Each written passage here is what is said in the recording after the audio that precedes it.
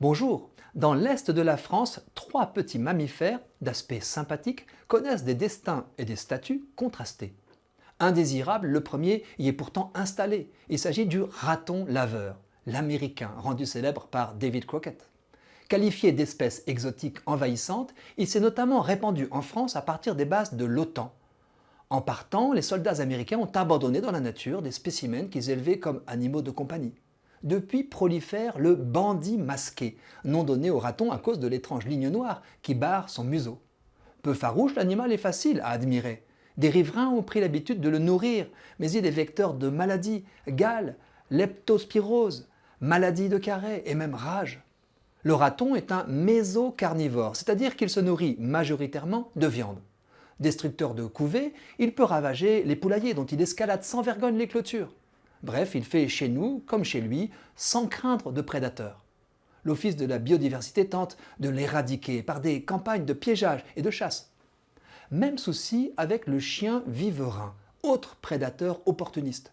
Lui vient de Russie et lui aussi se balade en France, notamment en Alsace, Lorraine et Franche-Comté. De face, il ressemble au raton laveur, mais ce dernier est un plantigrade de la famille des ours, alors que le viverin ou chien martre est un canidé. On le distingue du raton laveur à l'interruption de son masque sur le nez. C'est aussi un vecteur de la rage. Tous deux inquiètent les naturalistes car ils menacent les écosystèmes. Un troisième mammifère préoccupe aussi les amoureux de la nature dans l'Est, mais dans l'autre sens. Il s'agit du grand hamster d'Europe. Anciennement nuisible, le rongeur est désormais hyper protégé. C'est le plus grand des hamsters, le seul qui vive à l'état sauvage en Europe occidentale. Il y fut longtemps détesté quand il pullulait dans les cultures. Hélas, les opérations d'éradication ont été si efficaces, éliminant l'espèce par millions d'individus chaque année, qu'on a frisé sa disparition pure et simple.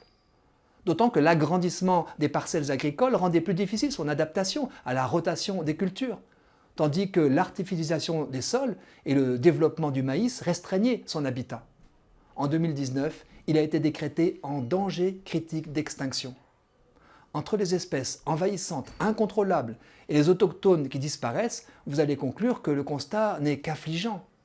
Eh bien non. La préfecture du Grand Est vient d'annoncer qu'en 2022, 960 terriers de grands hamsters ont été recensés sur 24 communes du Bas-Rhin et du Haut-Rhin, confirmant la dynamique positive constatée depuis des années. Les autorités se félicitent des plans d'action efficaces, notamment de lâchers réalisés chaque année au printemps. À titre d'exemple, en 2022, Vinci Autoroute a réintroduit 180 grands hamsters pour tenter de compenser l'impact de 24 km de l'autoroute de contournement de Strasbourg.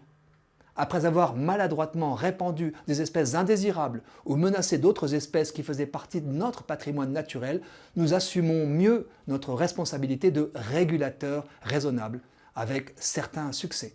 Et c'est une bonne nouvelle.